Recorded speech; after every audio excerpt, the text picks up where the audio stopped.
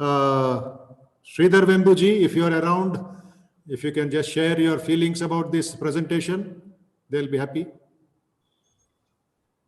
You can unmute and...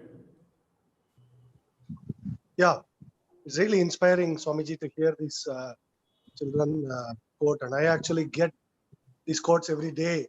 One of the Swamijis in the mutt actually is kind enough to send me to WhatsApp. And every day, my every day begins with the Swamiji's quote. So I'm very inspired. Every day, my guidance comes from him. So I'm actually so happy to receive this. Thank you. Give them your blessings and encouragement to come up in life. Okay, thank you very much for them. And we thank our Parvita team for a wonderful presentation of Swami Vivekananda's ideas, which they are trying to practice and imbibe. So I request now we move forward in our understanding of this presentation.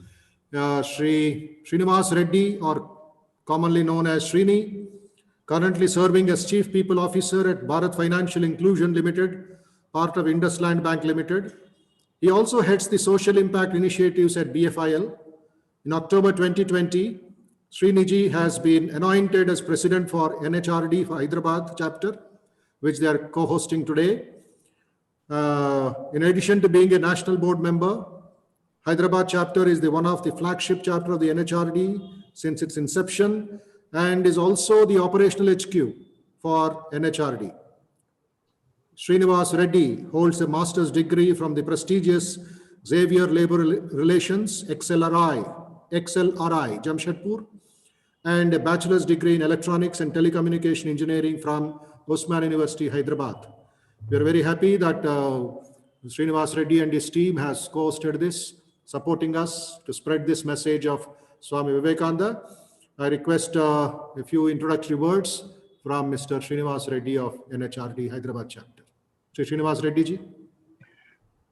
Thank you, Swamiji.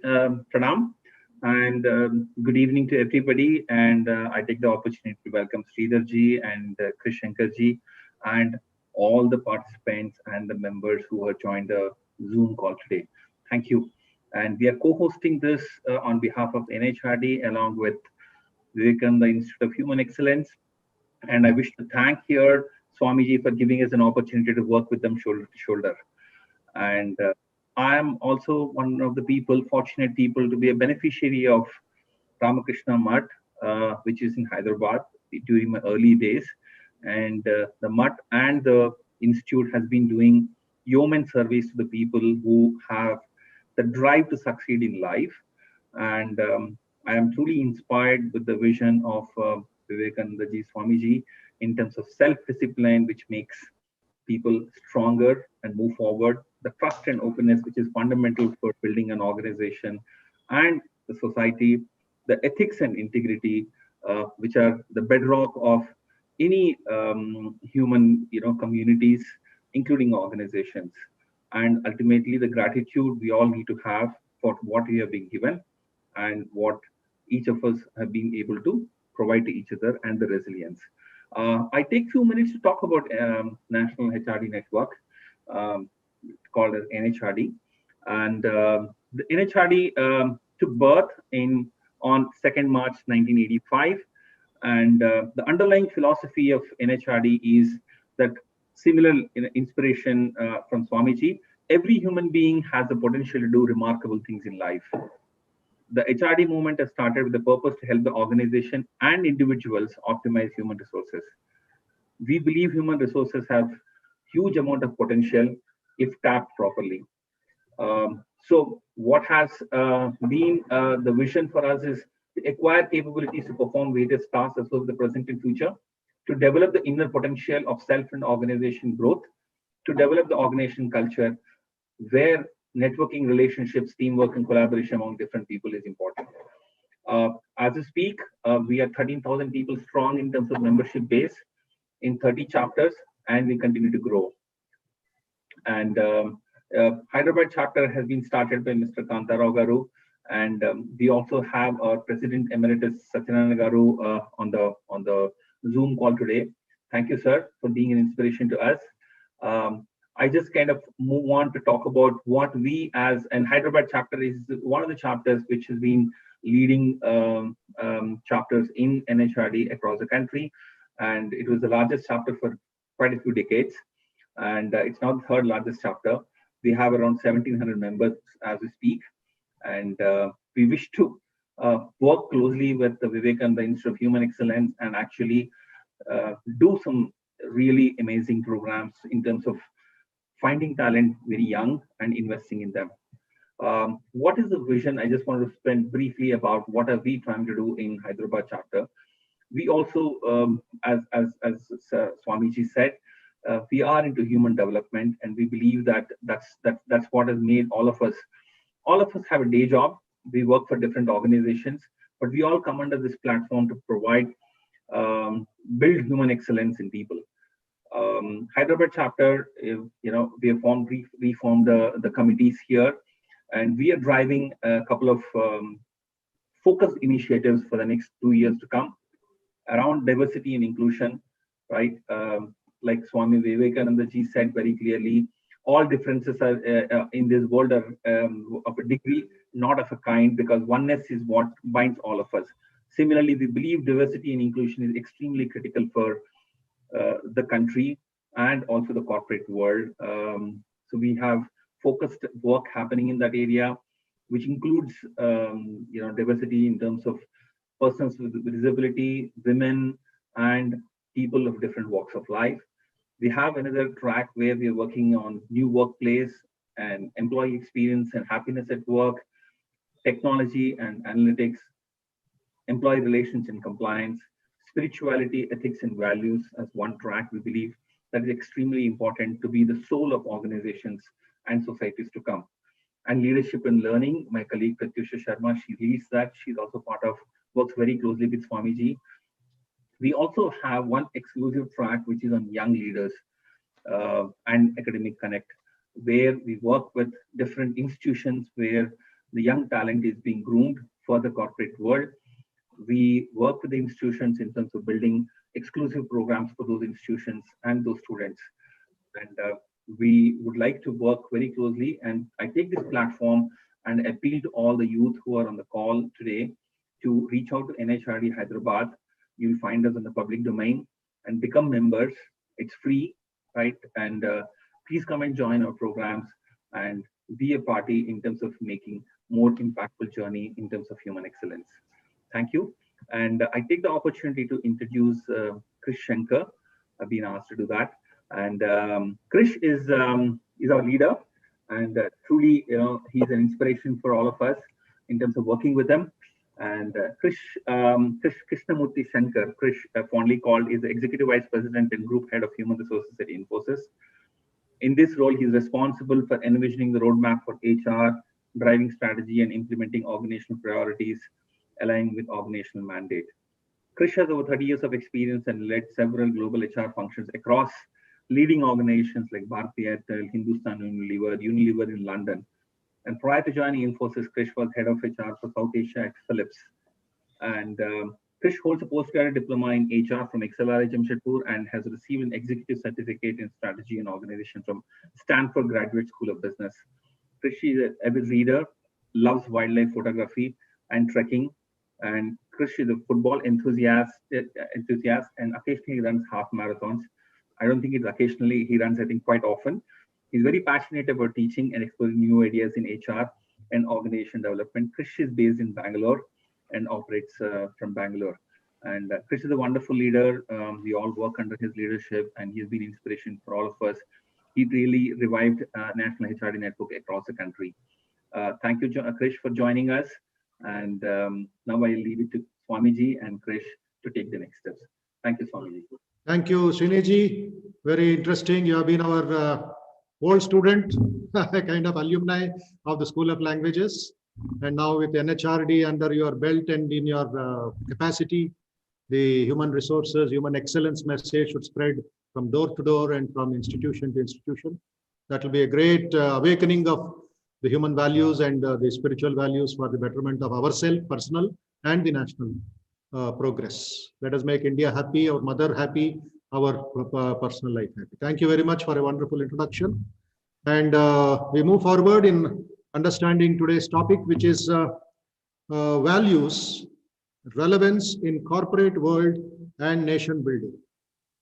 Values, their relevance in corporate world and nation building. This will be the theme for the two wonderful, highly experienced speakers and professionals in their own way, Krish Shankar and Sridhar Vembuji, who have accepted our invitation on a very short notice.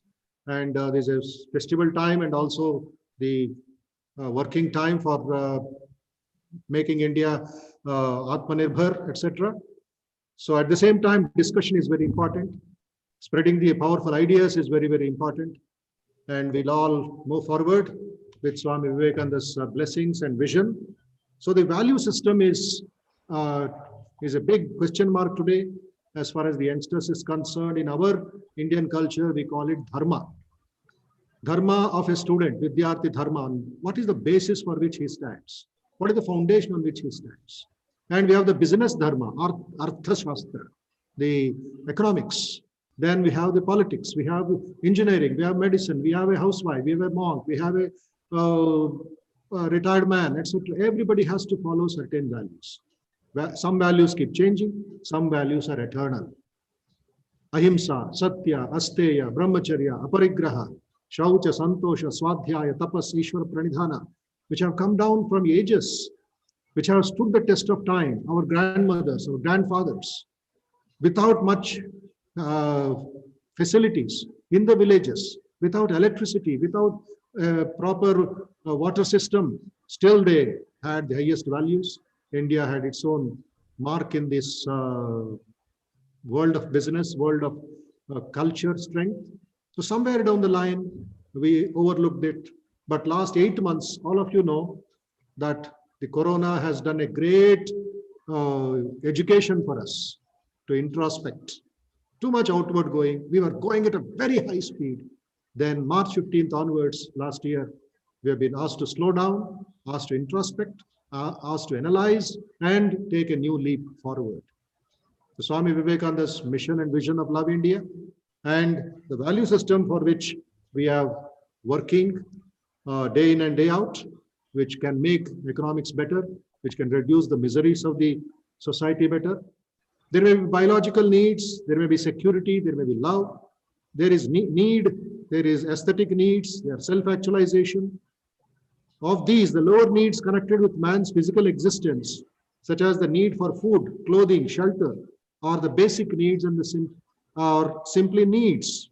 And then we are looking at the higher values in the corporate world, in the student world. So what those values are and what is that we have missed down the line, the music that we have missed in values, and how we can bring back that music, bring back that rhythm, bring back that sweetness in life through the experience of Mr. Krish Shankar and through the experience and survey's contribution by Sridhar Vembuji will be an interesting discussion today for the next 1 hour. So I request Krish Shankar to come on board and share his ideas to the audience and to the nation. Welcome, Krish Shankar. Thank you, Swamiji, and good evening, everybody. It's a pleasure to be here on this wonderful occasion of Swami Vivekananda's 158th birth anniversary. And it really is a great occasion for us to think, come together and think about what are these values, right? So what I'll do is maybe I'll take about 10-15 minutes. I'll talk about firstly, what do we mean by values? What is that? And in the current context, what are some of the ones that are important? There are many, but let's look at a few, and then look at what does it mean in our day-to-day work, in terms of how can we live through some of those. Now, the basic question is there are lots of things about what are values. Now, let me try and look at it. And because we're talking about values in a corporate kind of a setup, let me try, or a national setup, let me try and think about it in a very different way. What are values? Whenever anybody is working in any company, I think they do some work, right? Now, there are two things that they need to do to get some results. They need to know what to do. So therefore, they need to know the knowledge to do that work. So they have to understand, for example, whatever it is, if you want to do some coding, you've got to do some coding. You need to have some knowledge about it. But you also need to know how to do it, because you're not working alone. You're working with a few people. You're working with a team. You're working with a client. You've got to communicate with them. You've got to talk to them. You've got to collaborate with them. And then you get some results. So you need to know the what and you need to know the how, and put those together, and then you get the result of whatever you're doing. But there is something underlying this what and the how. And that is, what determines the how. The how could be different for different people. So what is behind that? And that is where values come in. Yeah. And values are those guiding principles which really help us really decide how we will behave. That's what it is. Let me take one simple example. And maybe we can talk about sports and take cricket, for example. We all know about Rahul Dravid, right? And Rahul Dravid is known for, various things, but he's been a phenomenal run getter for the country. But just look at what are some of the values that he had. I think the values he had were values of real hard work, a lot of perseverance and patience, and putting the team ahead. I think those were the key values that he had. And those values determined the behavior that he showed. You could see the behavior on the field, the dedication, the commitment, the hard work, all of that stemmed from those values that he had, right? So therefore, the values are like underneath the iceberg. So you don't see them, but they are the ones that kind of determine your behavior. So they are there, hidden by the water. What you see is the tip of the iceberg. You see the behavior, but what is running that are the values, your guiding principles. What is it that you want to live by? What is it that you kind of believe in? Those are the kind of values. Now, given this thing, let's see, where do we get these values from? I think there are various ways to get these values. I think the first one is really, from your parents, your grandparents. My grandfather taught me lots of things. He told me a lot of stories. We also get from our scriptures, Vedanta, Bhagavad Gita. There are so many of them, and they've been spoken by Swami Vivekananda ji and so many other gurus. I think we've got them talking about those values. We can take them, but also, if you're not very sure, let's also look at who are successful people. Let's see what is behind them. That will give you the reality for today. Look at who is successful. Look at what is it that is behind their own thing. Talk to them. That will give you what are those values that are very, very important. And you find, if you look at anybody who's successful, whether it's a sportsman like a Rahul Dravid or a Sachin Tendulkar or a Virat Kohli, or a great kind of a business leader, you will easily find some values that are there, which are at the core of what it is. Some guiding principles, things that have made them act the way they have acted, things that have shaped their behaviors. So those are the kind of values. So I think it's very important. Now, if I look saying, why do I need values? I think the values, when you're young, you don't think about it. But as you grow, I think what you find is these values are very important because they are like your radar. They shape how you behave. They shape what you want to do. They shape how you think. So I think it's important to start thinking about it and building the right values. And you got to also, and values are, as Swamiji said, some of them are eternal and some could keep changing. And in a corporate world, you got to understand, given the current environment, what are those values that are very, very important? And I think they then shape the way you live. They then shape the way you think. Now, let me step back and talk about 3 or 4 values, which I think are very important. And many of these, I think the children spoke about just a little bit. Many of these are taught by Swami Vivekananda. And let me just put it in my own words, just to kind of bring that to you, given the corporate context. I think there are many, but I'll choose 4, which are, I think, more relevant now. The first one I want to call as what we call as integrity, the self-confident integrity. What Swami Vivekananda calls as, this whole thing about strength, of belief in yourself. Each of us is kind of, as a human being, has got infinite potential. I don't think we know about it. I think that's something we got to understand. We got to believe in ourselves, but we got to have that integrity, the professional integrity of having a conviction of what we want to do and of being consistent in that conviction. Yeah, I think that's very important because that shapes our character. So I think that's the first thing that we've got to really look at. The second thing is again coming from again Swami Vivekananda and many others have seen there, is all about our commitment to what you want to do. Our concentration and focus. When you do something, be the best at it. And you can see many examples of it. I mean, if you take a country like Japan, I mean, everybody there who wants to do a job ensures that they want to be the best at it. The kind of the conductor who's sitting in the metro station, blowing the whistle. I mean, the way he does it, he does it in a way that, both the aesthetics of it, the politeness is the best that you can ever dream of. The person who cleans something does the way they do it. I mean, that's the kind of a thing that we got to do. I mean, whatever you do, make it excellent. And that's one big value that you can get. I mean, again, going back to cricket, I was just thinking about it. We've been watching TV now, and Ajinkya Rahane is our captain, and he's done very well over the last couple of tests. But just a few months back in the IPL, he was bringing drinks to his team. And that's, it's not that about people saying this is not for me or this, but you got to do that with the passion. You got to make something out of it. I think that's one of the most important things that all of us have to really develop. Be excellent in what you do, and that will make you think. That will make you think of how to improve. That will make you think of how you want to really be the world's best in whatever you want to do. And this is also coming from Bhagavad Gita, this whole concept of karma yoga, thinking about everything as, that this is like a offering to God. And whatever you get out of it is a gift from God. That kind of a mindset makes the focus on excellence as a very important value. And very important in corporate world. I think the third value, and this is something which is a lot of research has now come in, and even in the corporate world, a lot of research of leading thing about how putting others ahead is much more better for you. Yeah.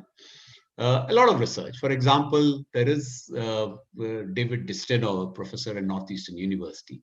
He's come and said that gratitude, really, if you have a feeling of gratitude, then your long-term thinking gets better. You think much more better, you're much more collaborative. So therefore, very clear research that is there. There's also been research which says that, from Sonia Lubomirsky, who's done a lot of research on happiness, that you are much more happier if you do things for others. So I think we found a lot of research which says putting others ahead of you gives you much more satisfaction. And in a way, that's a way to achieve your own thing. You grow by that. So therefore, put others ahead. Put your community, your society, your team ahead. Help them. And you see that the happiest people in any team are the ones who are helping others. And they also grow because they are then supported, they are happy and they grow. And I've seen that people who always put the team ahead, who are unselfish, are the ones who always grow. I think that's one very important value we've got to bring back. And because there's a lot of evidence which shows that collaborative behavior, being unselfish, is actually good for you. It's actually good for your own growth. You feel happier and you grow. And it's also good for the team. So I think that's the third important thing. And the last one I want to say, I think in the current world, is all this about humility. And that's a value which is important because the world today is changing. None of us can ever claim to say, I know everything. We can't. We've got to learn continuously, and we've got to learn from others. And this whole thing of humility makes us be much more inclusive of others. Because I think this thing about the one thing that as a value which is needed in this world is, looking at being much more inclusive of all of humanity. And that's where humility comes in. Humility makes you learn, humility makes you think. And I've learned a lot.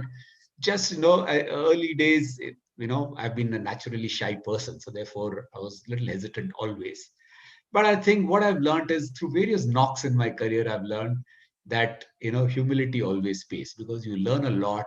You can make mistakes, you can learn with others, and you can grow. So I think that's the other one that I would say, which is important in the corporate world. Now, these are few, and there could be many, but I'm just saying these are important values that we got to build it into our own radar, and see how you can kind of, use that to do it. Now, in the end, let me just summarize, because everything is about whatever you do in life is all about your character and your competence. Yeah. And these values determine your character. They also help you build your competence. So therefore, the values play a very, very important role. How we bring it is very, very important. I had a I was reading recently a nice article by Arthur Brooks, a professor in Harvard, and he spoke about various virtues. And he said there are two types of virtues. There are those virtues he calls as resume virtues. These are virtues needed to do your job well. These are good on your resume. I know this, I know that, I know this. That's what it is. But there's the other type of virtues, which is called Eology Virtues. These are virtues that people will talk about, people will remember. People will say, wow, this guy helped me, this guy mentored me, this guy, this person did this to me. And I think those are the ones that are always making the big difference in everybody's life. So I think, and lots of research has proven that. So what we would like to now think is, how do we start getting these thinking about values in everyday life? Many companies have started talking about purpose. Many companies talk about values, and we kind of bring it, in various ways, in behaviors of employees and various other things. I think as we expand that, we got to start saying, how can we start building these values across everybody from very early stages, and as a nation build these values so that they can help us really achieve the goals that we can truly do. So thank you very much. I just thought I'll take a quick view. I'm not really an expert in many of these things, but just to give my own perspective, and I'll be happy to really answer any questions later. Thank you very much. A very, very insightful, very thoughtful presentation, though short. Can you share one or two experiences which you could overcome, the challenges that you could overcome in life, in your career till today, the value system and how you stood by them? If you can share any particular memory incident, it will be very educative. Okay. Youngsters. No, there are many values. And for example, let me give you 2 or 3 examples, Swamiji. I think when I was very young, I was a personal manager in a factory, those days working for Hindustan Lever. And always there will be, for example, there will be some kind of inspector or something who will come and, say you've not done this, you've not done that, and they will try and give a kind of a show cause notice or something. And I think clearly at that time, the values of the company as well as my values were there. And we said, listen, at the most, whatever we can give is a small gift hamper of Hindustan Lever products of not more than 500 rupees. Once a year during Diwali, we'll give that. Beyond that, nothing. And whatever happens, we'll face it. I think that kind of, firstly, because the company also was very, very, very much behind that, it helped me. And we went through some tough times in setting up a new factory, but we said, listen, we will not move by it. We'll be steadfast in it. But in the end, we managed to really, create within that factory with that solid kind of a value system, a lot more kind of, and I think in the end, the whole machinery also understood where we came from. They also helped us, and we transformed that factory. So I think that was very simple one, but an example of saying, listen, this is something that you want to really stand for. Yeah. I think if you were to really look at other values, I think the one value which I feel is in many of my thing is really this value of collaboration. Yeah, I think I have found that the more you learn from people and the more you kind of get them and and ensure that they are inspired and they lead the work, then I think much more gets done. So I think this value of working with the team and collaborating with them has been, many cases I found that has been, the toughest of the problems we've been able to solve just by coming together as a team and collaborating and having that humility to learn and work with the others. So I think these are 2 examples that I can talk about. Thank you very much. In fact, you had rightly pointed out the concept of conviction and humility and sensitivity and gaining more and more excellence in whatever you do, whether it is sweeping, whether it is taking decisions as a CEO, or whether it is at home. That purity, that perfection, that itself is a great value. In fact, Adi Shankaracharya mentions the very fact that you are born as a human being itself is a great value. From that amoeba state, from the animal state, now we have come to the Manushyatvam, as he calls it. Now, next what is the question? Tatakim, tatakim. Let us go forward with the work, with doing the sadhana, the karma yoga, the bhakti yoga, the raja yoga, dhyana yoga, and overcome the passions, overcome the negativity, which is also part of life. There's a rose, there's a thorn. There is sandalwood, there is cowdung. There is good, there is bad. There is darkness, there is light. How do you balance that? That would, as Upanishad beautifully said, Yadeva vidyaya karoti shraddhaya upanishadaya tadeva viryavattaram bhavati. Three values they have given, the great sages, for you and me. Yadeva, they did not mention this work or that work. Whatever you do, wherever you do, but if it is done with shraddha, absolute conviction or faith, then Upanishadaya, deep meditation, deep analysis, self-analysis, internalization as we call it. Then Yadeva Vidyaya Karoti, with updated knowledge. In the beginning of your talk, you presented that the technical knowledge and the why of it, and then the process. That is Vidya, that is knowledge, that is Saraswati. Yadeva Vidyaya Karoti Shraddhaya Upanishadaya. If these three are combined, that work will become excellent. Tadeva Viryavattaram Bhavati. It becomes supreme, it becomes divine, it becomes worship for us. So this approach, I think if the younger generation take up, when you recruit them or when they are groomed into the bigger responsibilities, I think the future will be excellent for the country, and the value system, which we occasionally see that it is shaking, or we come to know this has happened, that has happened, because of certain lack of discrimination, you can say. We put a foot in the wrong place or find the truth in the wrong place. So this is where this discussion would lead us.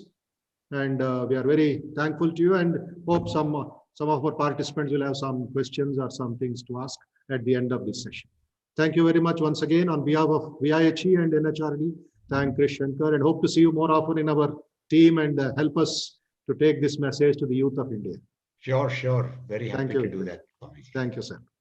Now I request our faculty, Sri Srinivas Sangyam of the corporate, this one, who has been supporting us in various classes and sessions here, to introduce the next speaker, Hrd Vembu of Zoho Corporation. Pranams Maharaj. Yeah. My pranams to the holy trio, respected Buddha Manan Maharaj Ji, our guest speakers Sri Hrd Vembu and Sri Krish Shankar, members of the NHRD, respectable VIHE faculty members, students, friends, namaskar and good evening. A lot of us dream of going back to the village where we were born and brought up and giving it back to the community, village and society at large. But how many of us have been really able to do it? Well, I'm proud to say that today we have amongst us in this webinar an eminent personality, Sri Hrd Vembu, founder of the Zoho Corporation, and I'm very, very happy to introduce him to you. Born in 1967 in Umayalapuram, a village in Tanjavur district, Tamil Nadu, Sridhar grew up in Chennai, where his father was employed at High Court, starting his education in the native tongue, as that was the only free education option available for his parents struggling to bring up a large family, 4 siblings. Sridhar ji architected a career for himself through sheer hard work and self-motivation. Switching to an English medium school for his higher secondary, he self-taught his way into the prestigious Indian Institute of Technology, Chennai, before heading to the Princeton University for a doctorate in electrical engineering. Today, he is the founder and CEO of Zoho Corporation, a 10,000 employee software products company, one of the largest such companies in India, catering to more than 60 million customers worldwide. The fragrance of our soil after years of hard work, the traditions, value systems, and culture led Sridhar ji to move from Silicon Valley to a small village called Mathalamparai in Tamil Nadu's Tenkasi district, which took everyone in the corporate world by surprise. He started in 2004 a journey in social entrepreneurship by setting up the Zoho schools to provide vocational software development education to rural students as an alternative to the formal university education. A statement from the company states that 15 to 20% of its engineers have no college degree but have received vocational education from the Zoho schools. During the pandemic in 2020, Sridharji went on to announce a rural school startup which will focus on free primary education. Sridharji was awarded the 2019 Ernst & Young Entrepreneur of the Year award in India. His journey from IIT Chennai to being the owner of a large software Zoho corporation has not been an easy one. But today, you can see this very CEO cycling through the small streets of Mathalampurai wearing a plain shirt and traditional white dhoti. All this happened only and only because one boy had faithfully kept his word. What more can be more inspiring than the story of Sri Sridhar Vembu? Let's hear more from him this evening without any further delay. Really proud of you, sir. Thank you very much for joining us this evening. Over to you. Welcome, Sridhar Avargal. Good evening, and hope to looking forward to listen to you and interact with you. Sridhar Vembuji.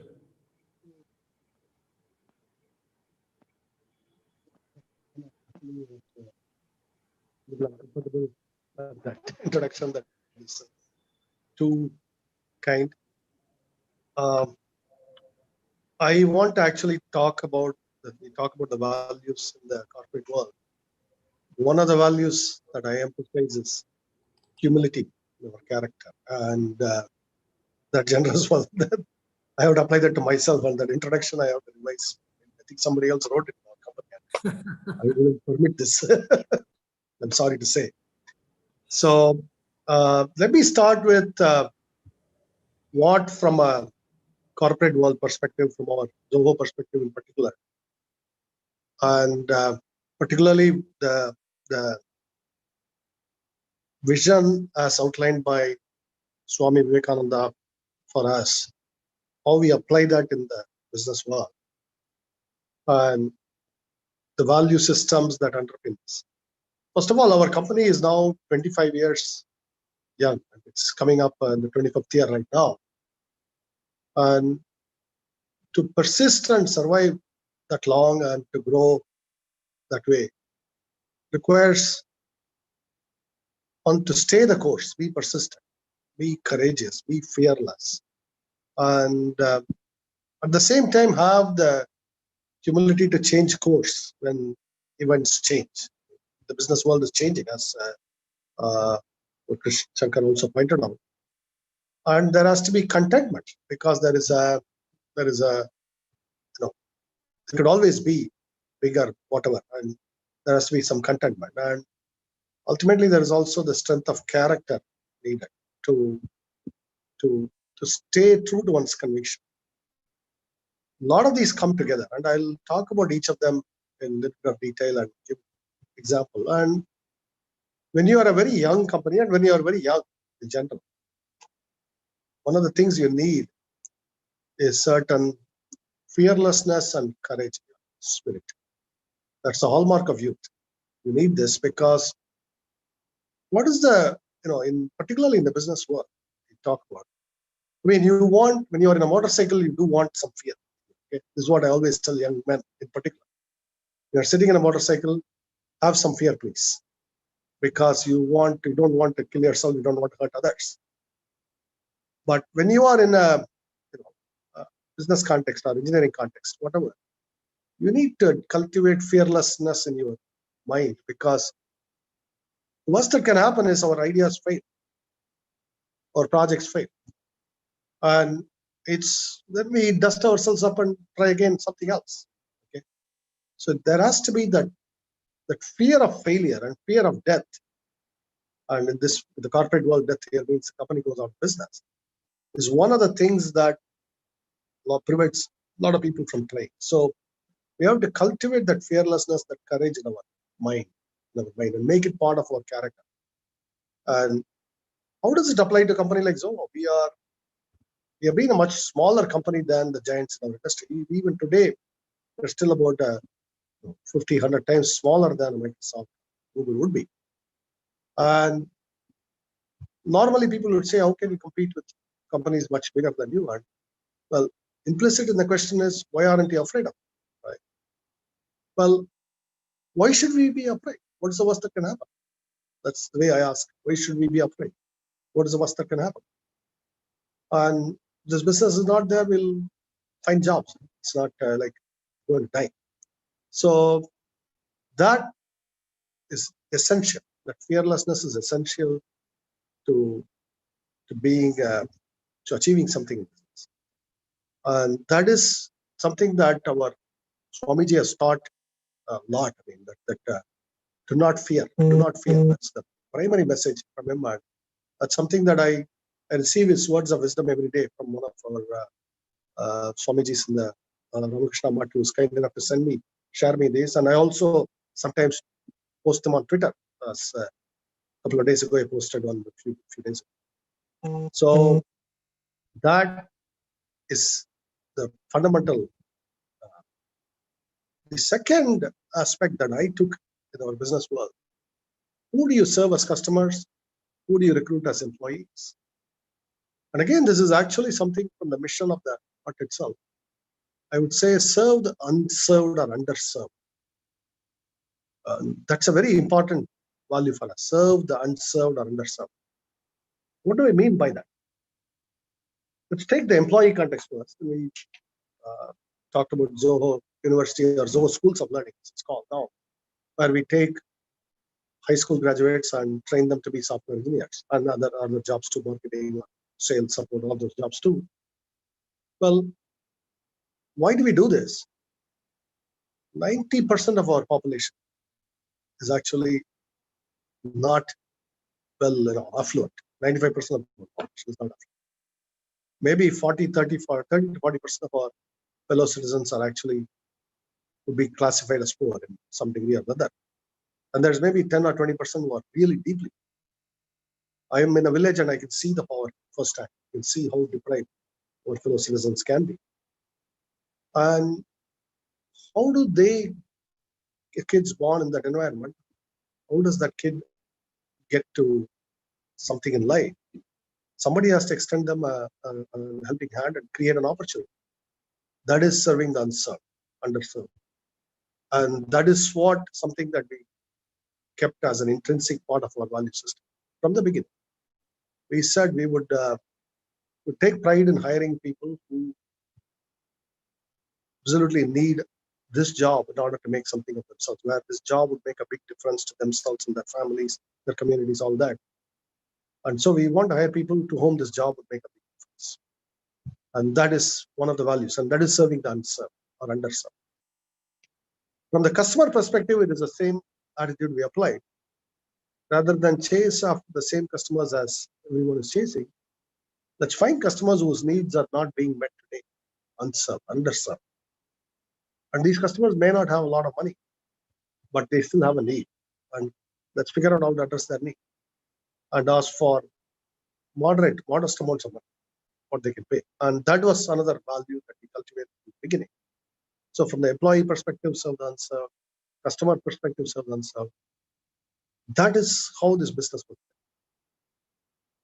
And so I mentioned courage and fearlessness, and I mentioned this serving the unserved as a mission. Then there is, from an engineering product company perspective, something very important is the can-do spirit. Don't accept no for an answer. How can this be done?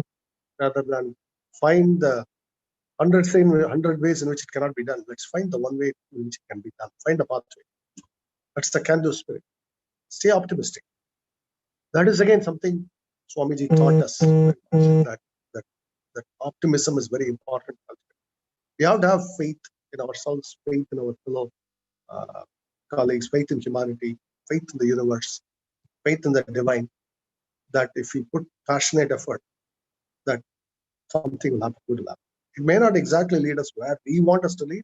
We have to let go of that desire, but it may lead us somewhere that the alternative may be just as good or even be better than what we anticipate. So that can-do spirit, which is extremely important in engineering. I'll give you an example. We are using Zoom software, and there's a team of my colleagues that are building an alternative audiovisual platform. from scratch, they've built something very good now, and we are prototyping it right now internally, and we will launch it in the next 2 or 3 months. All this is the can-do spirit in our company, where we say we have to challenge ourselves. We have to do this, and we can do this. And that is the spirit that I want to. And along with it, a passion to excel. The software has to be really good. Our earlier speaker mentioned about Japan, and that Japan is a very good role model, where the Japanese want, whatever job they do, they want to be really, really, really good and master. That's something I teach our engineers, the passion to excel and continuous improvement. In Japanese, they call it kaizen, continuous improvement. That needs to be part of our character. And these things slowly will lead to some kind of a success. But it's very important that we retain the humility, so that constantly that we are not affected by it. We are not actually, the success doesn't go into our heads. And it can make companies are, it can make people are. That's a common pitfall to fall into. And the trappings of success, that's something that we strive hard to avoid in Zoho. And people praise me for simplicity. Actually, I'm not being simple, I'm just being myself. However I was 10 or 15 years ago, that's the way I am. Just that today a lot more people know me and they think I'm simple, but I have not changed.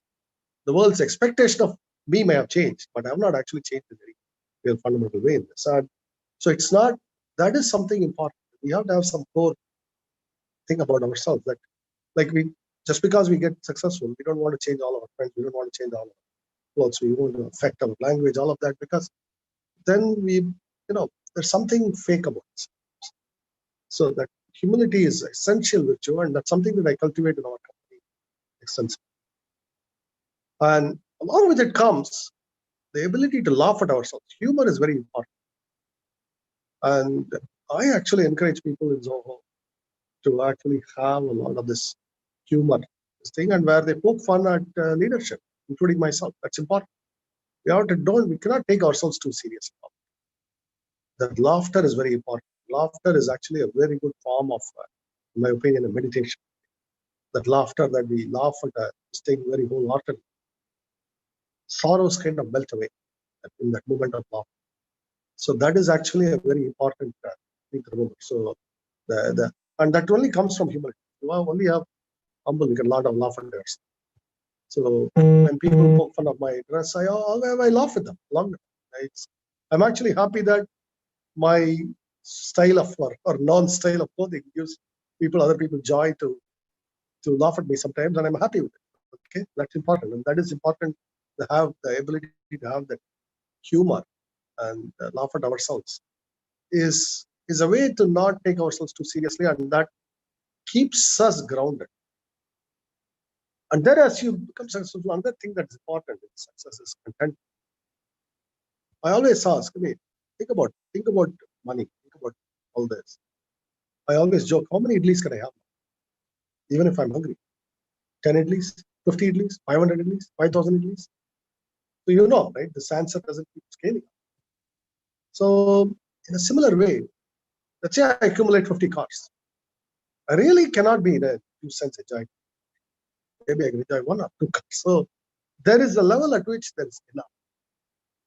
There's enough of anything, right? And we have to have that contentment, because we constantly want more and more and more.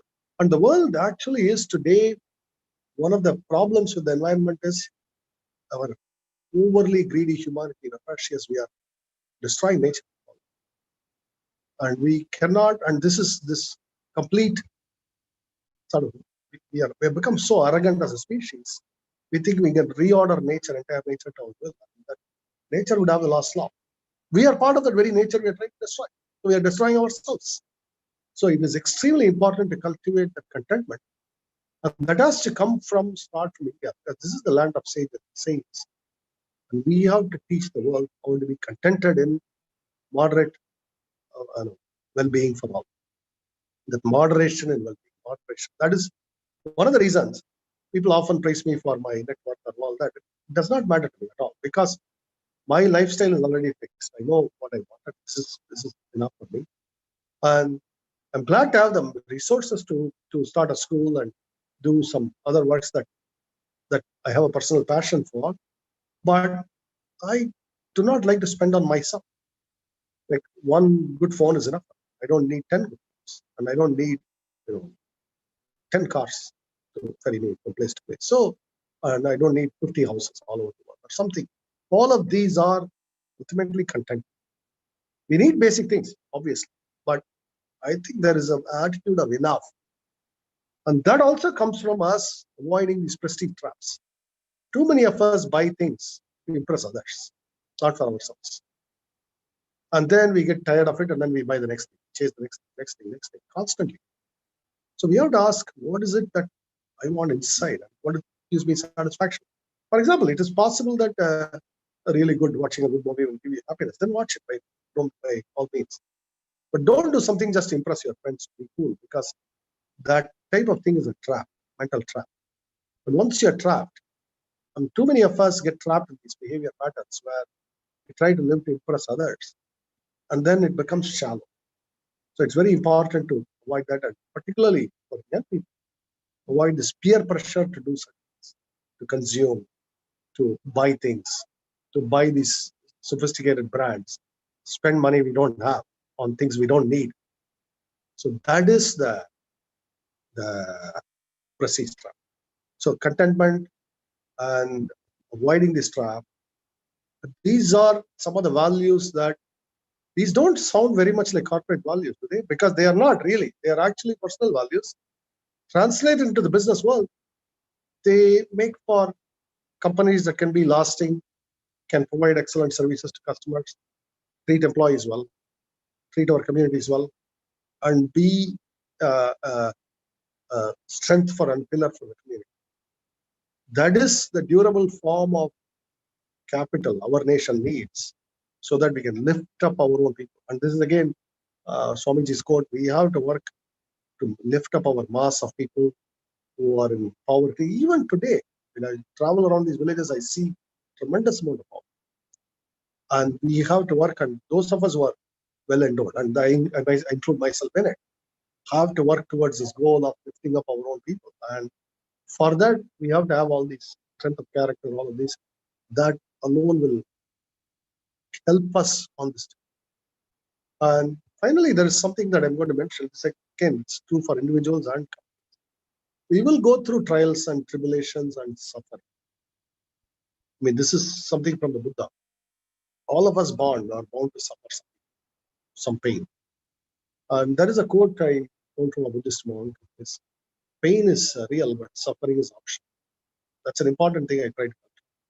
It means we may have some pain in our heart, or something didn't go well, something happened in our lives, and death of a loved one, or maybe we didn't do well in an exam, or we didn't get the job, we didn't get the promotion, we lost this job, or whatever, something or other, or had an accident and had an injury. All these lead to pain. And how do we tackle this? And this happens to companies: failures, product launches that don't go well, setbacks.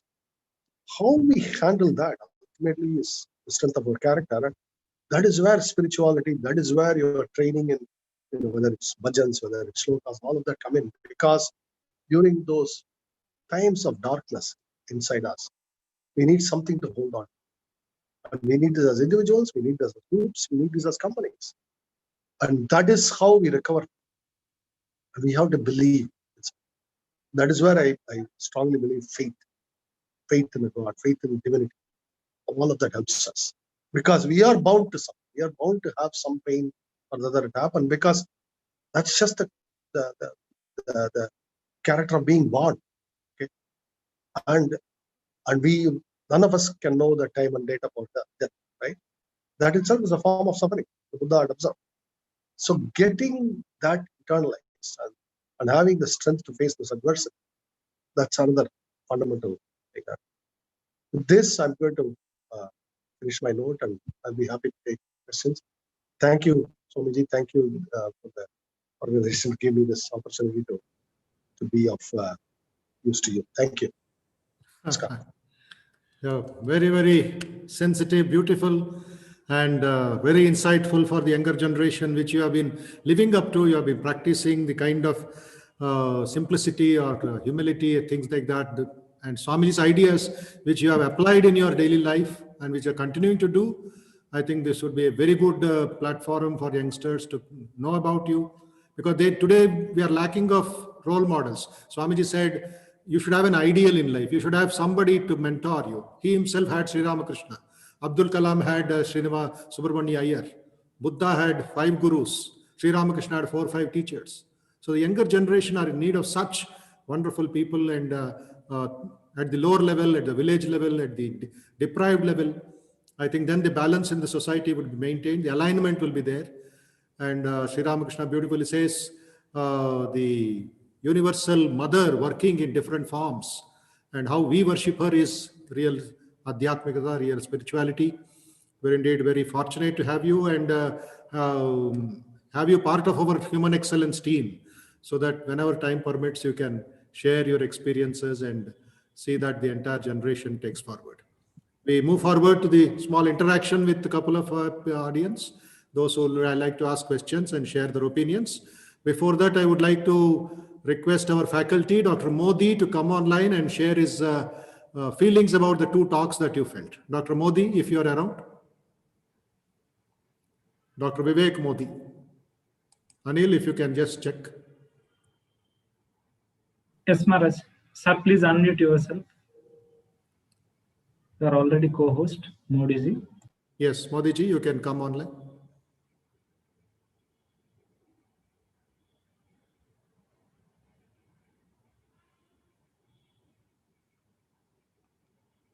Or we can have, before that, Pratyusha Sharma from Cognizant Technology, Senior HR, and now promoted to higher responsibilities. Yes, please.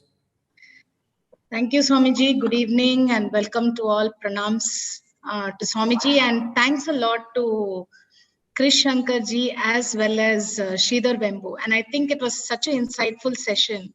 And the way I felt about this entire discussion and talk is about, there's one common thread which ji as well as Hrd ji said about humility.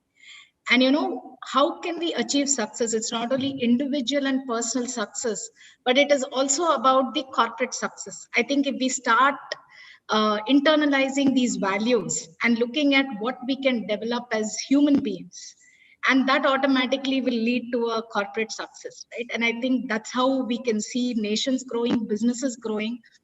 And the second one is the entire fearless, the whole failure, how we can accept that, how do we deal with situations. And I think these are some things which we go through in every day in the corporate world as well as personal world. But I think so beautifully they're brought out, and they both have tremendous years of experience of 30 plus years, mentoring, guiding so many people. And today, Sridhar ji, you have so many fans who have joined. There have been people who've been sending messages. And I think clearly it articulates you are yourself. And you're not really competing with others, but competing with yourself to build a stronger nation. I think that's really I take back. And Swamiji, clearly, I think human excellence, when we spoke about this topic, when I was talking to Srini and Shrikant from NHRD, it really, we thought about the values, and I think that got articulated very well. And human excellence really imbibes these values. But as I was reflecting, and I think we have young professionals, so many of them joining the corporate world, thousands and thousands every year. And if we can inculcate somewhere this character, this personal strength in each one of them, I think we can build a very, very strong nation, as to what Swami Vivekananda has said. And I think that strength is really going to take it double fold. It's just not focusing on the youth, but focusing on the young professionals to build a greater India. And clearly that's the message of I take back today from the great speakers. And of course, lots of questions, I am sure, from everyone. Thank you, Swamiji. Pranams. Thank you very much. Can we just take the impression or kind of observation from Ambika Thapar, who is joining us from Gurugram in near New Delhi? Yeah, Ambika, your impression, your observation, please. Pranam Swamiji. My namaskar to the elite speakers. I really feel fortunate and great to extend my heartiest thanks, because it was a wonderful session, an eye-opener, personally, the corporate world, in fact, has always been looked upon differently today, because some kind of stress and suffocations, etc., had always, uh, been attached to it. But today, listening to Shri Shankar ji and Shri Shridhar ji has really opened a beautiful scenario before us, that yes, by imbibing good values, as very rightly Krish Shankar ji said, that knowledge pool and the achievement that we want, it's the value system that forms a connect between the two. Fearlessness and serve the unserved and the underserved, as Shri Shridhar ji mentioned. It has been a kind of a great tonic. I think everyone will benefit from it. And it was a wonderful session, Swamiji. And I'm sure to imbibe all the 4 values of integrity, confidence, concentration, and along with that, a belief in self. And the 2 speakers, the great speakers, have manifested all these qualities before us in their speech. That's all can be said. Jai Swami Vivekananda. Yeah, thank you very much. Sridhar, there is a small question to you, rather their life lesson. How many years were you there in the United States? What is there any incident that made you come back to India, established in motherland, in the village, a life of simple living and high thinking? How is it possible in modern times? And any particular, is it just a philosophy that you took it up? Or was there any incident that made you come back to India and start this corporation and contribution? Sridhar. I actually had always intended to come back, so it wasn't any particular incident. I never lost, even as I left India to pursue studies, and even then I intended to come back. So always, and Zoho has always been built in India, the most underserved segment of the world population. I felt for India, in terms of which sheer population we have, the number of people we need to create opportunities for. We have the highest number of babies born. So I always knew this. This is something India needs our talents. So that was always my passion. There's no particular incident, and I actually stayed there for close to 30 years. Some personal circumstances made me difficult to come back earlier, but finally I made it back, and I'm very happy. Yeah.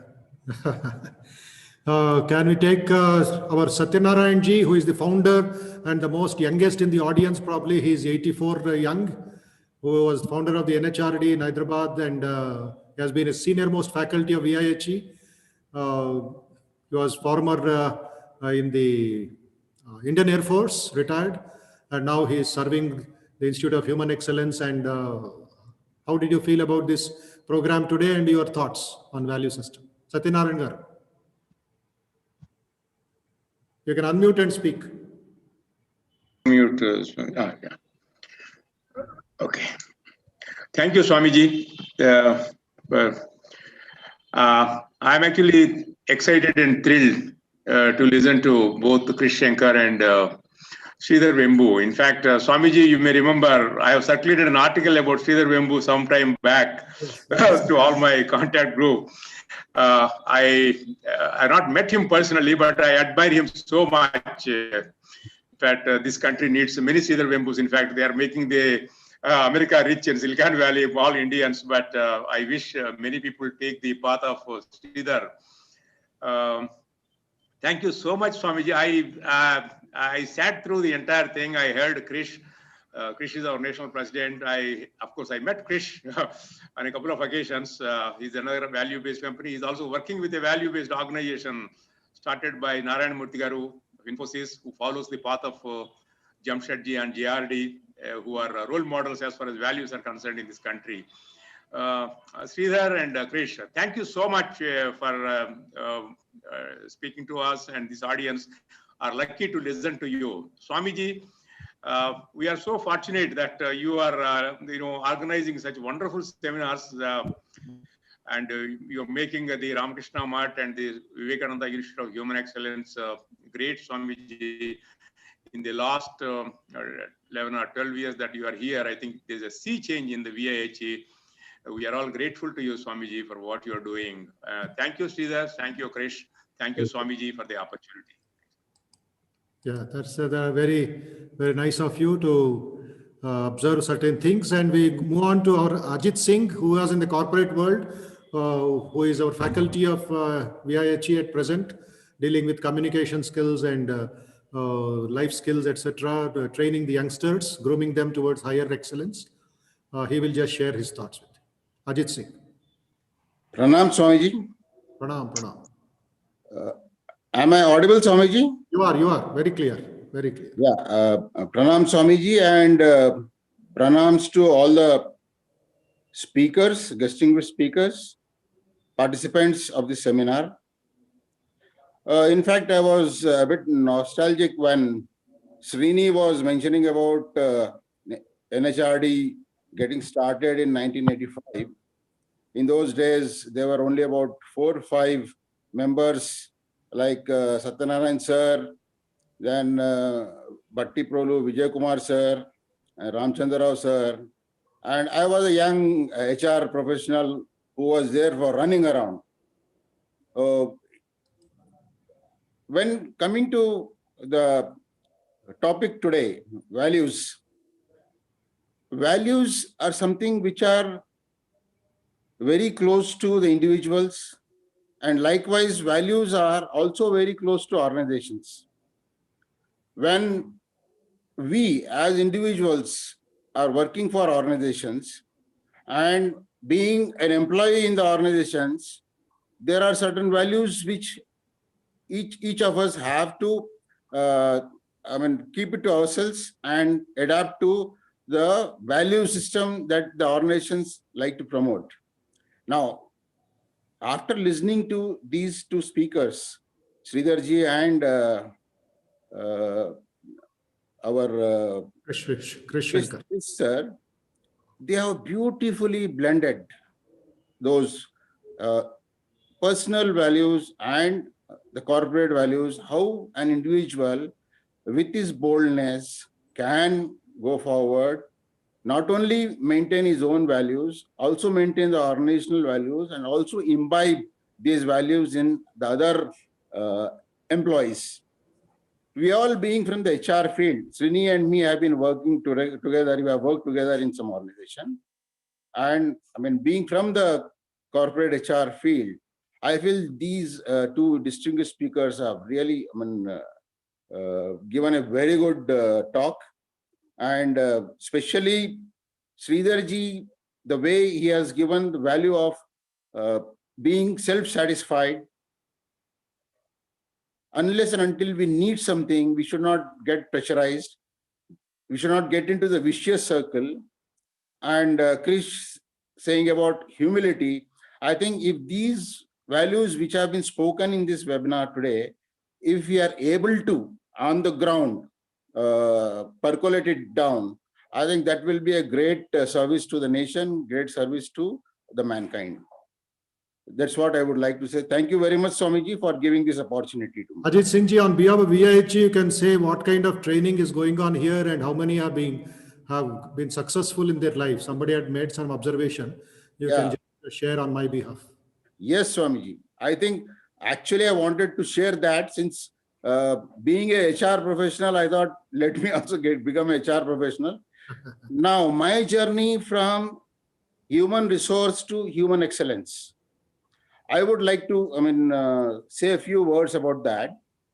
When I was in HR, I was trying to see how the attitude of the employees is aligned to the attitude of the organizations to achieve the goals, the results, which the organizations have fixed for themselves.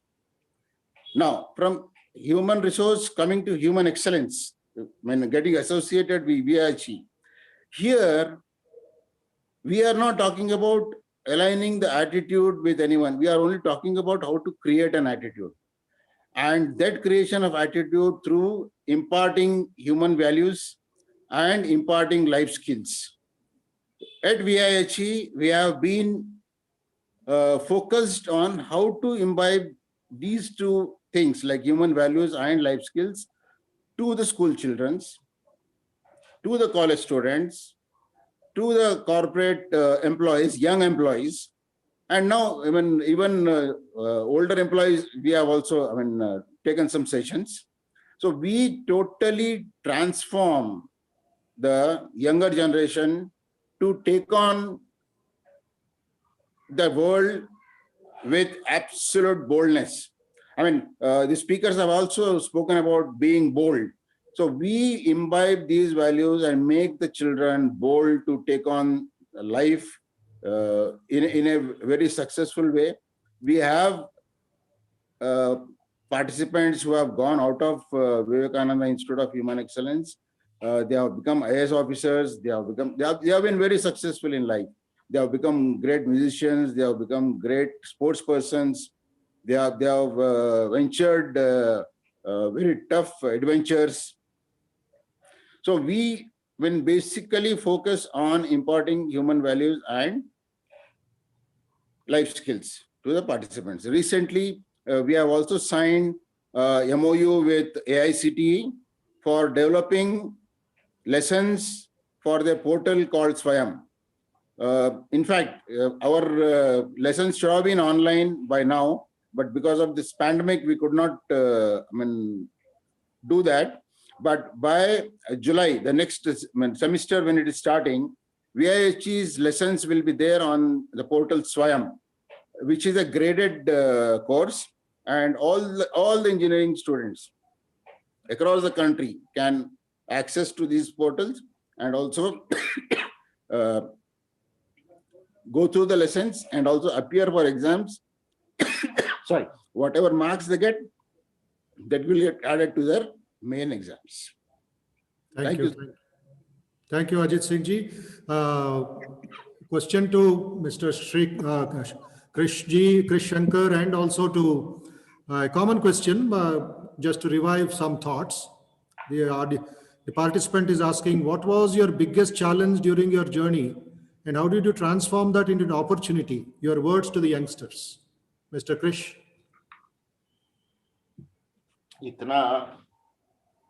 Let's hear from Sridhar. I don't think there's anything. Sridhar ji has done a lot, so I think it'll be wonderful to hear from him on his journey and how they've achieved so much. Sridhar, your thoughts on this?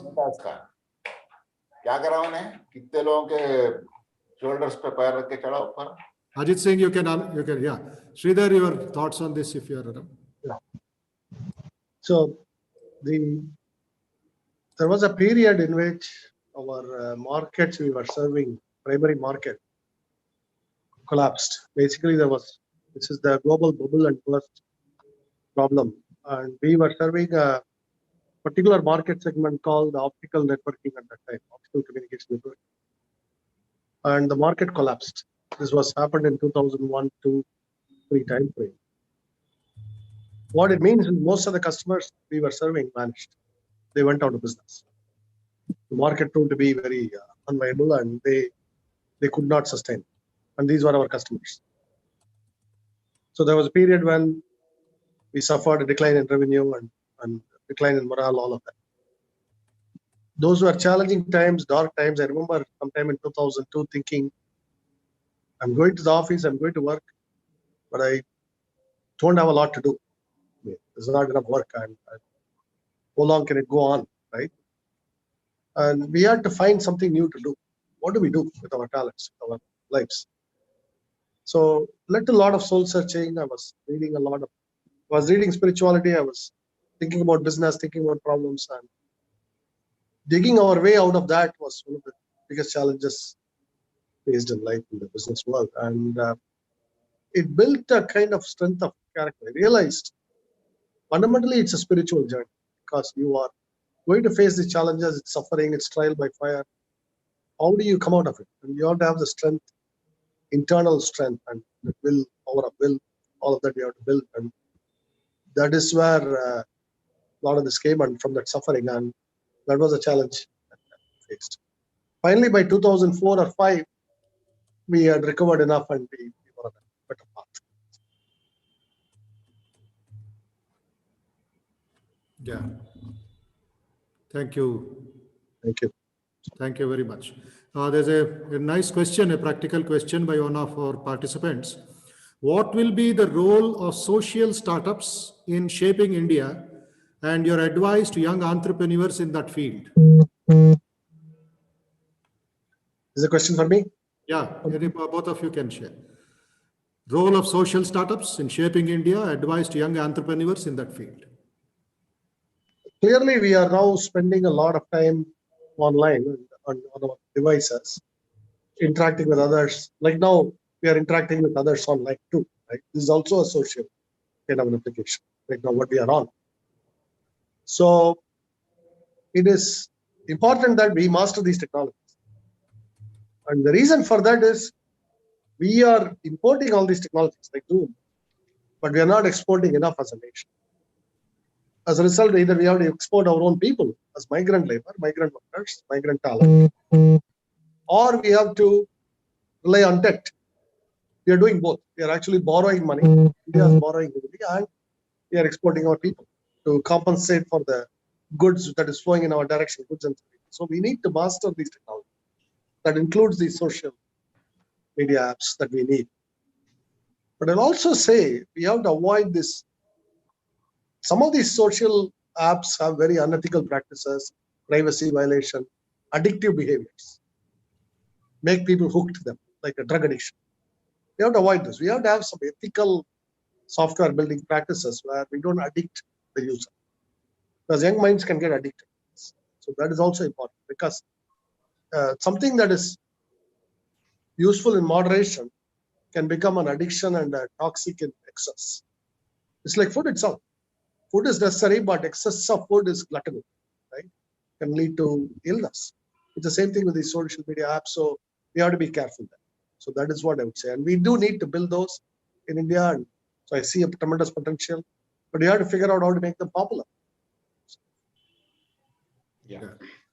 Brilliant. I think Krish, let me just add to it. I think Sridhar spoke about social in terms of the various apps that you have, but I'm trying to look at social at maybe a different level. These are, let's say, social enterprises that will help bring different kind of products or services based on social needs. In terms of it could be for profit, but based on what can I do for the society. I think if you can think like that, then maybe you can have lots more opportunities. I think India is really a country where there are hundreds of opportunities. As Sridharji said, look at unserved people or underserved people, but let's bring a kind of like a social enterprise kind of a thing. Yeah, it is, you may make money, but you're doing it for the largest social good. And I think that is a good way to really think of many more startups. So we've got some examples, but I think that's an area which I think there is lots more scope for companies to innovate and startups to come in, I think. Yeah. So there's a advice sought from both of you. I'm in marketing field and my new sales and marketing men unable to face the stiff competition in the society get demotivated quite often. How do I motivate them and be their best? Make them the best. Yeah, Sridhar can start. Yeah. One of the things I ask is, what are we trying to market? I'm trying to market something to somebody who does not actually need it, and I'm trying to push it very hard, then it can be demoralizing. Maybe they don't need it, and I'm trying to make them need it when they don't need it, and I'm pushing them hard. And so, to me, the best forms of marketing is where it's information on something that people need and very useful to them, and we are informing them and we are educating them that we exist. But there is forms of marketing where we create some kind of a lust. I have to have it. And I do find those, like what I said about the social media apps, creating an addiction. And we as people in business have to have that ethical sense to maybe not do this, because we consider dealing in drugs unethical, at least, maybe illegal in many contexts. Then why are the mind equivalent of those drugs? prestige addiction, creating this addiction. Why is that any better? The physical craving of a drug is just as bad as the mental craving we create in our apps or in our brands even. So I would say we have to look at our purpose. What are we trying to do? Then the motivation, the passion arises from within. We're trying to put something that is maybe not relevant, or we're trying to do hard sales. Then maybe there is a motivation issue. And often burnout happens, often purposelessness happens. People feel my existence is purposeless. I'm doing something that I don't believe in. That's where those problems arise. Yeah, Krish, your thoughts on this? No, I think Sridharji has kind of very clearly said. I think what you got to distinguish is marketing and sales. Yeah, I think these are very different things. You know, you talk. Yeah. You know, the example the participant quoted was more about sales. Now, what is marketing? Marketing, you got to go back to the basics, saying what is the need? Are you creating demand? How do you create demand? So therefore, you got to think more conceptually and create that demand, you know, and see what is that unmet need that is there in the market that you want to do. So marketing is much more conceptual, where you got to understand what are the needs of the product, use a lot more design thinking, and create that demand.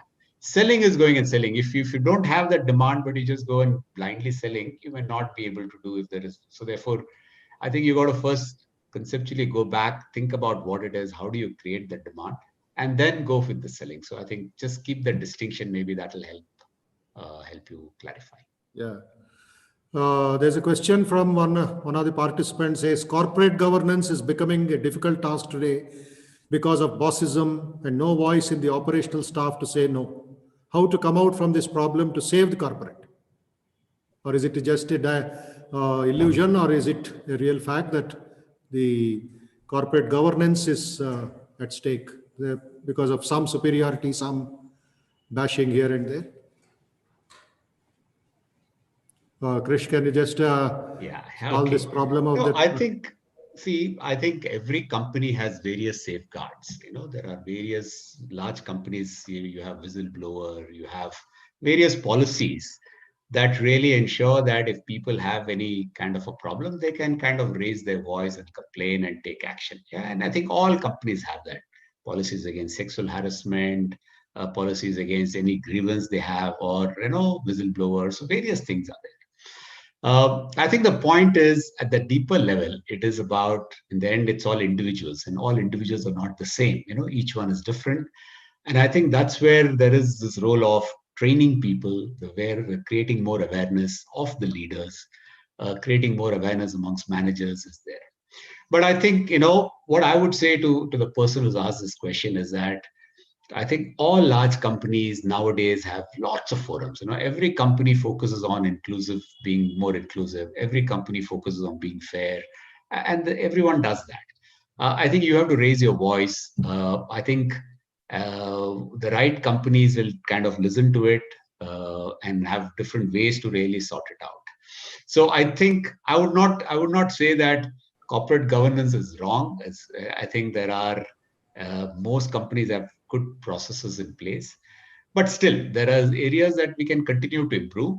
It's not that everybody is the best, and maybe those are areas where we have to bring in these governance things, more transparency, more openness, more ability to people to raise their voice and for them to be heard. I think that's a continuous journey in many companies. Yeah, so I mean, that's what I would say. I would not kind of jump to say that corporate governance is not there. Yeah. Thank you, Krishji.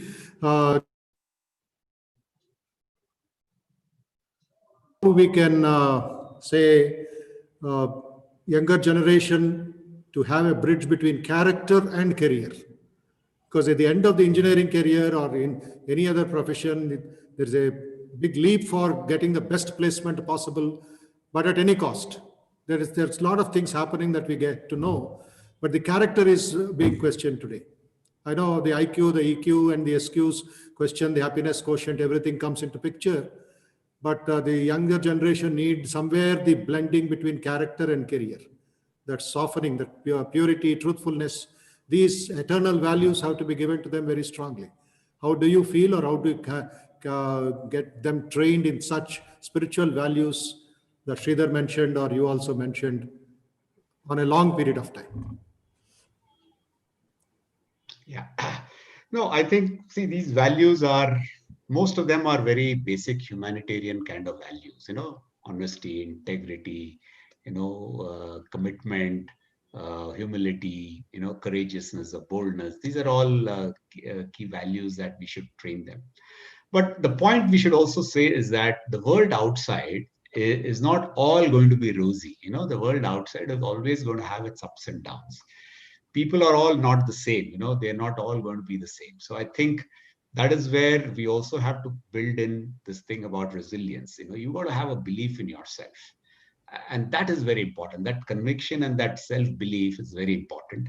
That as long as you keep doing the right things, you may come across different situations which are there, but eventually you will succeed. I think that resilience, I think people will see it when they see it over time. Many of us who've been working for 30, 40 years, we see that, yes, there's always an up and down. Life is a marathon. And I think it's not going to be, and therefore there is some resilience that is built in. I think that thing about resilience is what we also have to build them, because that, and how do they manage that resilience? I think they need a little bit of belief in themselves, some faith, some belief in a purpose, saying, listen, this is what I want to go for. And then that belief saying, I want to go for it. I mean, you had a great example from Sridhar talking about Zoho and their purpose and how they've really kept up to that. I think if people have that one purpose, then I think they'll build that resilience. And they also need good social connections. They need some good team members to talk to, maybe good friends, mentors, whoever can help them, because during ups and downs, it is these people who will help. So I would say 3 things that are important to really have that resilience. Have a purpose, something that you really want, and you have a conviction. Have a lot of self-belief and conviction in yourself. And number 3, and take care of yourself, because, as they all say, I was just reading today, a little bit of self-compassion is good. You don't have to flay yourself, but you got to say, listen, I've been through it. Things will work out. I'm going to stay the course. That's good. And thirdly, build a social kind of support around you. Have some mentors, have people who can really help you. I think that is the way to really manage some of the ups and downs, because we all go through ups and downs. Yeah. And I think we got to build that kind of the safety suit around it whenever we go through any of these downs.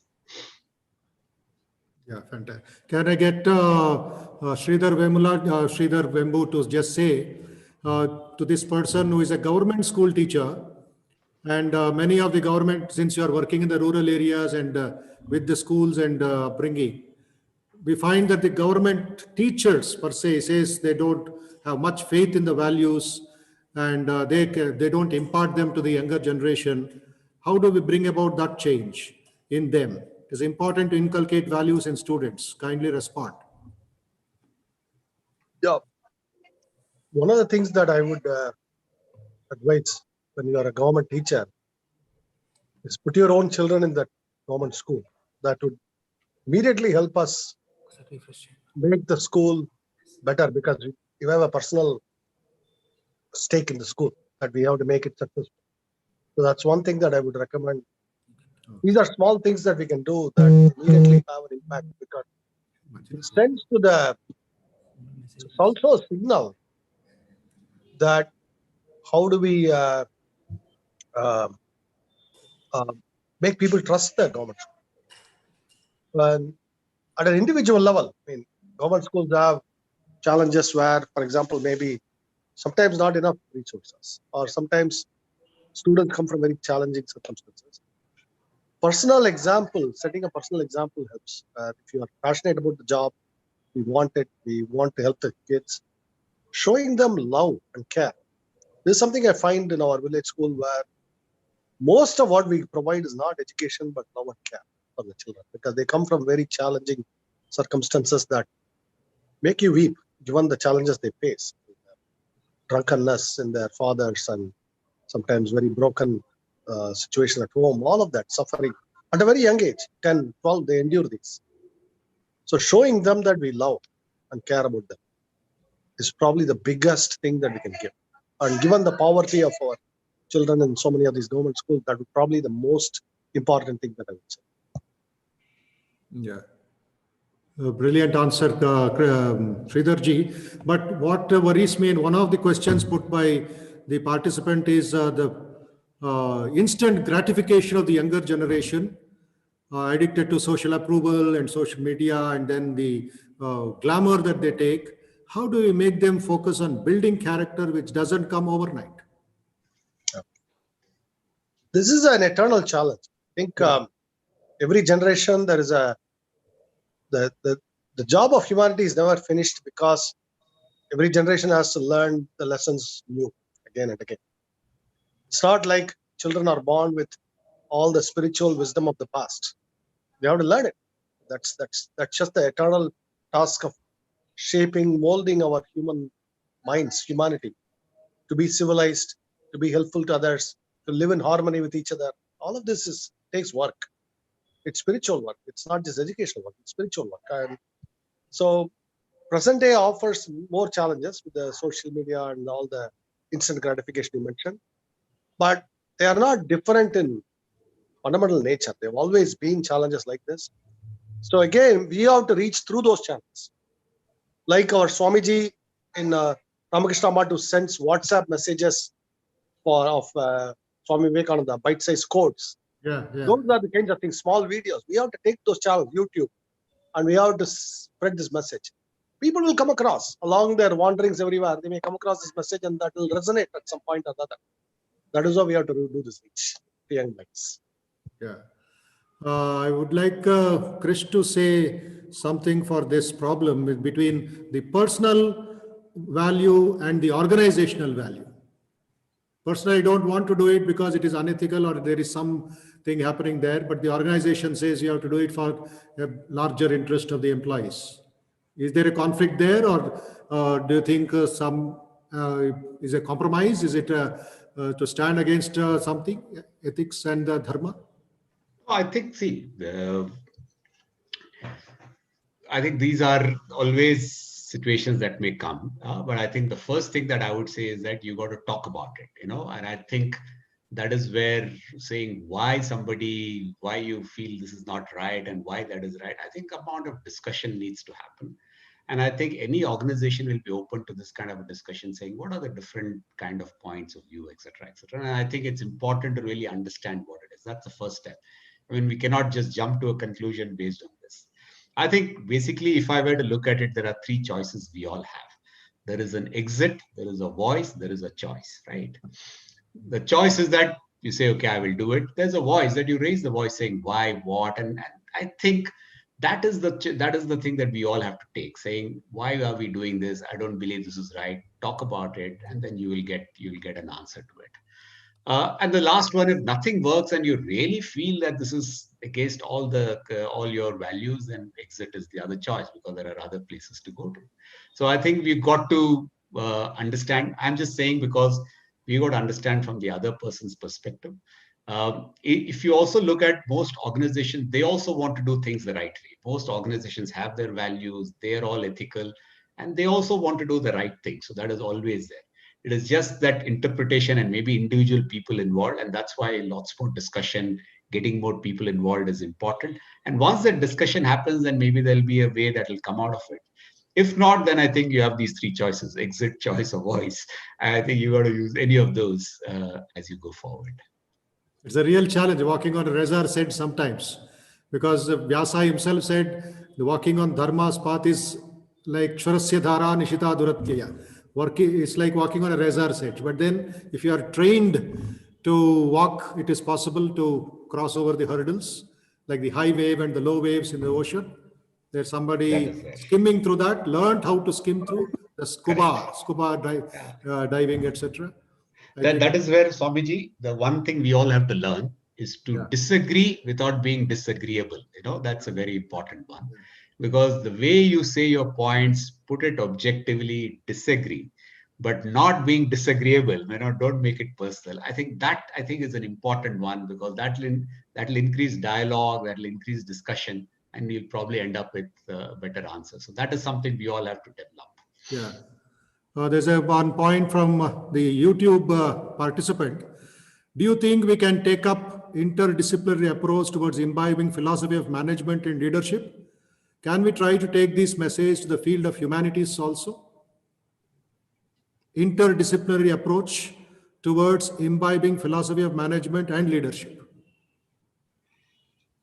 I already think that leadership is quite interdisciplinary, because if you look at all the theories of leadership, you've got theories from psychology, social sciences, philosophy, everything has come together. So I think, and it's all evolving in the sense that these are all not cast in stone, it's evolving, and it is all very situational.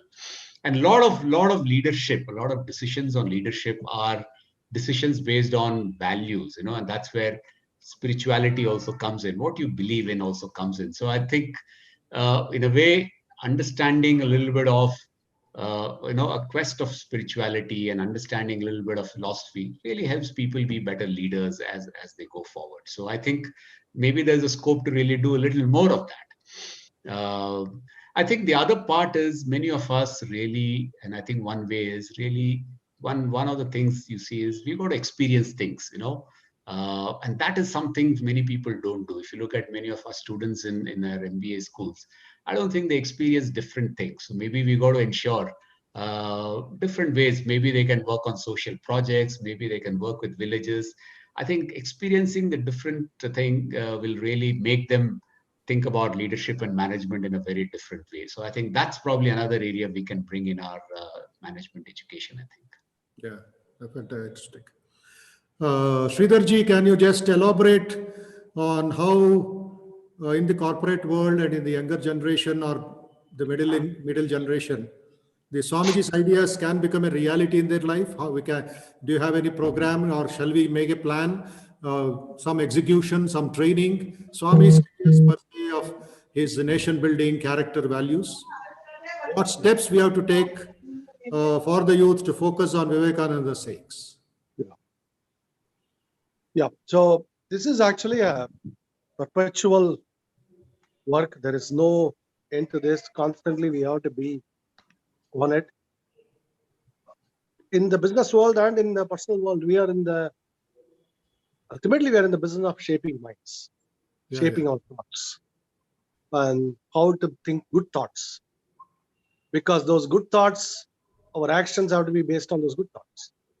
Those good thoughts become good convictions, and then good actions, and good deeds arise. Yes. So that is our eternal struggle. And how do we avoid those bad thoughts, whether it's jealousy, whether it's pride, whether it's anger, whether it's all of those, and discontentment. Those are also constant struggle in our life. So I don't want to minimize this. That's why spiritual training is essential for organizations, and ultimately leadership is also a spiritual role here, because we are in the process of that shaping our thoughts, shaping the thoughts of our people, and so that is where Swamiji's eternal message is always resonating. And I take inspiration from them. My own, what I tell our people, there is a lot of inspiration from our gurus, and particularly Swami Vivekananda, Bhagavan Ramakrishna, and Buddha, and Shankar, and all of the saints. There's so much wisdom in them, and that's where I draw that and I apply that to the business context. True. We have got the ancient role models, and the modern young, the recent past generation also have lived up to that, whether it's in the Ramayana or the Mahabharata. Give the example of Abhimanyu or Seva, etc. And I actually quote an example of our character of Eklavya. Yes, self-reliance. He actually learnt by himself to excellence in archery. Yes. And how he mastered this. And this is actually a very relevant lesson for our own rural youth, because I say we have to create a lot of Eklavyas in our country who can excel. Wonderful. Thank you very much. It has been a very, very fruitful last 2 hours, nearly 120 minutes. You have been with us and shared a lot of insights and cleared a lot of doubts of the participants. I request on behalf of all of us and on behalf of NHRD, Srikanth Surampudi from TCS, just to give his observations and vote of thanks.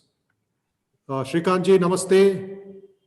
Good evening and nice seeing you in this platform, and please share your thoughts and conclude. You can unmute. Anil, konja Shrikant Surampudi. You can make him co-host or just unmute. Anil?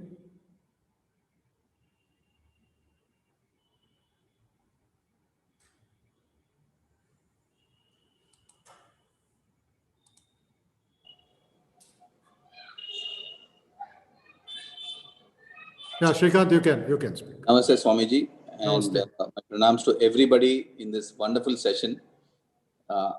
I'm actually very humbled to be given an opportunity to give vote of thanks, because thanks is just one word, but it's the only word that I can say to such wonderful learnings that we have all had in these 2 hours.